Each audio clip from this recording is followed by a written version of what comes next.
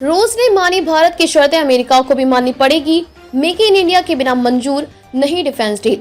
रक्षा मंत्रालय के सूत्रों ने स्पष्ट किया कि जल्द निकलने वाली निविदा में भी मेक इन इंडिया की अनिवार्य शर्त बनी रहेगी। अमेरिका की Lockheed Martin J-35 fighter plane बनाती है। इसी विमान को बेचने का प्रस्ताव अमेरिका राष्ट्रपति ने दिया है। अमेरिका और रूस से मिले प्रस्तावों के बाद स्टील्थ फाइटर जेट की खरीद को लेकर सरगर्मी तेज होने लगी है। हालांकि भारत ने इस शर्त पर कायम रहने का फैसला किया है कि विदेशी कंपनी को देश में ही लड़ाकू विमानों का निर्माण करना होगा। अगले कुछ माह में भारत मेक इन इंडिया की शर्त के साथ 114 बहुउद्देशीय लड़ाकू विमान की खरीद के लिए वैश्विक निविदा जारी कर सकता है। हाल में प्रधानमंत्री नरेंद्र मोदी जब अमेरिका गए थे तो राष्ट्रपति डोनाल्ड ट्रंप ने भारत को अत्याधुनिक स्टील्थ लड़ाकू विमान F-35 बेचने का प्रस्ताव दिया था।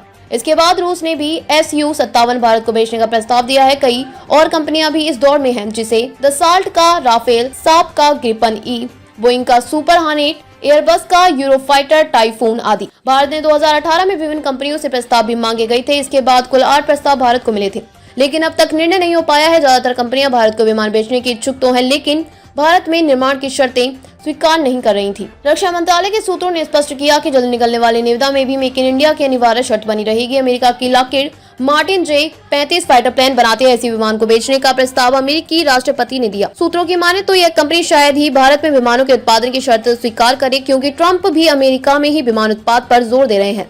इधर सूत्रों का कहना है कि रूस का रुख इस मामले में लचीला हो सकता है। रूस पूर्व में सुखोई बिक्री भारत को उत्पादन की शर्त पर कर चुका है। लगातार बढ़ती जा रही है चीन की चुनौती। भारत जहां 5वीं पीढ़ी की स्टील्थ विमानों की खरीद की तैयारी कर रहा है, वहीं चीन ने 6ठी पीढ़ी के लड़ाकू विमान तैयार कर लिए हैं। वह 5वीं पीढ़ी के 40 से J-35 विमान पाकिस्तान को भी बेचे जा रहे हैं। ऐसे में भारत की दोहरे मोर्चे पर चुनौतियां बढ़ गई हैं। लड़ाकू विमानों की कमी से निपटने के लिए रक्षा सचिव की अध्यक्षता वाली समिति इसका हल निकालेगी। SKSU-57 की विशेषता दुनिया का सबसे घातक और तेज गति से हमला करने में सक्षम। इसमें AESA रडार सिस्टम है और यह क्रूज मिसाइल दाग सकता है। लगभग 54,000 फीट की ऊंचाई पर काम कर सकता है। इसकी मारक क्षमता लगभग 3,000 किलोमीटर है। विमान की गति 1800 मील प्रति घंटे तक पहुंच सकती है। डबल इंजन और सिंगल सीट से लैस है आधुनिक लड़ाकू विमान। हवा में लंबी दूरी के ऑपरेशन को अंजाम देने में सक्षम। अमेरिकी F-35 की खासियत, इसकी मारक क्षमता लगभग 2200 किलोमीटर है। यह 1200 मील प्रति घंटे की हाई स्पीड तक पहुंच सकता है। कॉकपीट में टच स्क्रीन,